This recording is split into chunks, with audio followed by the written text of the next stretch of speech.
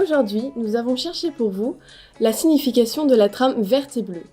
C'est un outil d'aménagement du territoire qui permet de respecter davantage la biodiversité urbaine. Elle est instaurée en Europe depuis les années 1970, mais ce n'est qu'en 2007 qu'elle a été instaurée en France. En France, avant même que ce ne soit mis en œuvre la politique TVB, un certain nombre de collectivités, comme les régions, les départements ou encore les communes, ont travaillé sur les continuités écologiques et les ont intégrées dans leur politique territoriale et leurs documents de planification. Les infrastructures auparavant étaient installées pour satisfaire les populations et les industriels sans tenir compte des espèces animales et végétales, ce qui nuit bien à la biodiversité déjà en danger. On admet désormais qu'il faut accorder un peu de notre territoire aux autres espèces.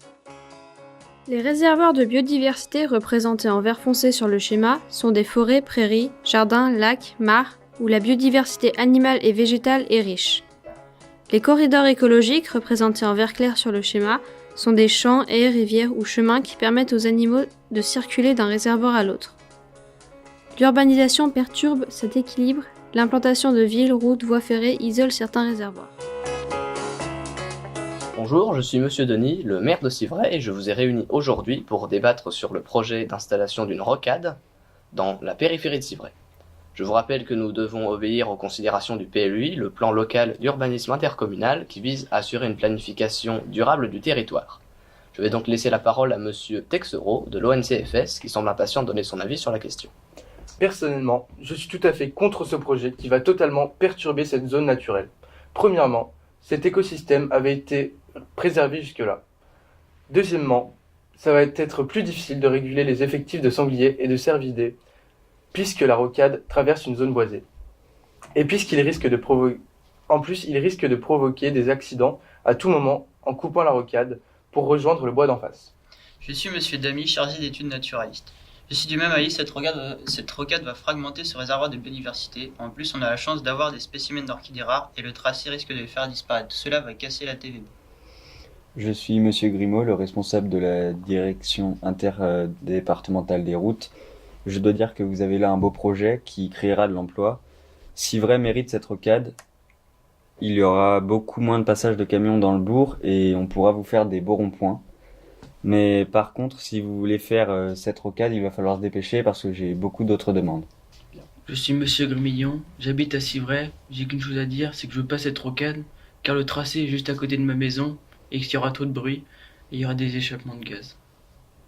Je suis Madame Reynaud, directrice de l'Office de tourisme. J'ai deux arguments. D'une, une bonne partie des touristes apprécient de plus en plus qu'on se préoccupe de la biodiversité. Et de deux, je vois que les gens de passage s'arrêteront plus dans le centre-bourg alors qu'on a une église romane classée, des espaces verts en bord de Charente, des commerces et de quoi se restaurer. Alors je vais vous donner mon avis. J'aimerais que cette rocade se fasse, car j'envisage de développer la zone industrielle à la sortie de Civray, et on y accéderait par cette rocade. Cela va créer des emplois et dynamiser notre commune. Donc que décide-t-on, rocade ou pas rocade ?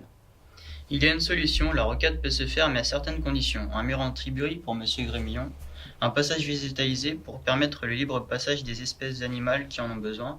Il faut aussi retravailler au mieux le tracé pour préserver au mieux nos espèces végétales en voie de disparition. Et pourquoi ne pas installer des haies de chaque côté quand c'est possible ? Eh bien soit, cette rocade est donc un projet prioritaire, mais nous allons revoir le projet avec Monsieur Grimaud pour respecter au mieux le PLUI. Je suis bien d'accord que préserver la biodiversité est très important pour chacun d'entre nous. Voici une maquette revisitée d'une portion de la commune de Civray afin de permettre de montrer qu'une ville comme celle-ci peut être un obstacle pour les animaux. Pour commencer, nous allons parler de l'alite accoucheur, qui est un crapaud vivant dans les mares, qui a besoin d'eau pour humidifier ses œufs. Ici, la mare est asséchée et l'autre mare est beaucoup trop loin pour ce crapaud qui a besoin de mares aux environs de 100 mètres. Donc l'aménagement ici, ce serait d'installer une mare et un crapauduc afin de permettre le passage du crapaud sous la route et la reproduction de cet animal. Ici, le problème, c'est que le barrage, en fait, il bloque le passage des poissons. Du coup, il faudrait installer dessus une passe à poissons qui fait que les poissons passeraient dessus et pourraient rejoindre l'autre côté de la rivière. Ici, il y a une route qui a coupé la forêt en deux, bloquant les passages animaliers comme le chevreuil, les cerfs. Donc l'aménagement, ce serait d'installer un passage à faune pour permettre leur déplacement d'une forêt à l'autre. Donc ici, le problème, c'est que le champ, il est beaucoup trop vaste pour les animaux et il est beaucoup trop grand. Du coup, il faudrait installer des haies tout autour du champ, comme ça, pour pouvoir pour que les animaux ils puissent se cacher dedans et se déplacer dans ce champ, parce que si on n'en met pas, en fait, c'est trop vaste et ils peuvent pas se déplacer à l'intérieur de ce champ. Ici, le problème aussi, c'est que dans cette église, il y a des pièges à pigeons qui ont été mis pour que les pigeons n'y aillent pas. Sauf que pour les animaux comme les hiboux ou les chouettes, ça pose un problème, du coup ils peuvent pas aller dans cette église.